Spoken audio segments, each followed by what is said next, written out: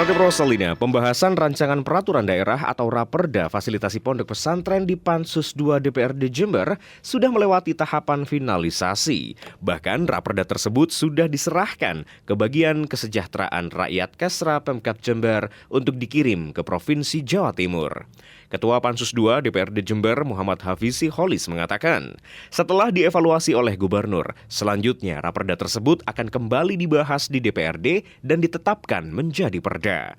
Ketua Komisi D menegaskan dengan adanya perda fasilitasi pondok pesantren, maka pesantren akan menjadi bagian pembangunan Pemkab Jember. Menurutnya, pemberian fasilitas pada pondok pesantren di Kabupaten Jember ini harus memiliki dasar hukum.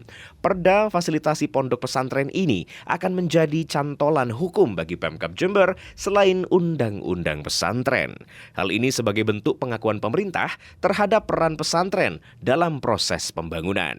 Karena itu, keberadaan pendidikan pondok pesantren tidak hanya secara fisik, namun diakui secara hukum. Yang terpenting memang di dalam perda pondok pesantren ini memang hanya permasalahan satu lah, agar supaya keberadaan pondok pesantren ini benar-benar merupakan bagian dari sebuah proses pembangunan, khususnya di Kabupaten Jember ini. Fasilitasi penyelenggaraan pondok pesantren ini agar supaya tersentuh maka perlu adanya dasar hukum.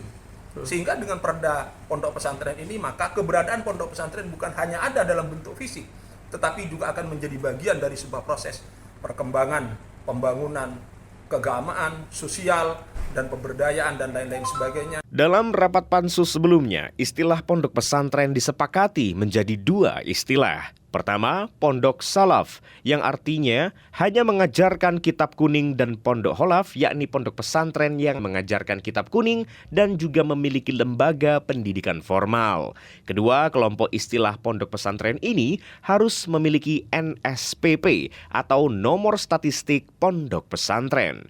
Dengan memiliki NSPP, pondok pesantren bisa mendapatkan alokasi anggaran dari APBD Pemkab Jember.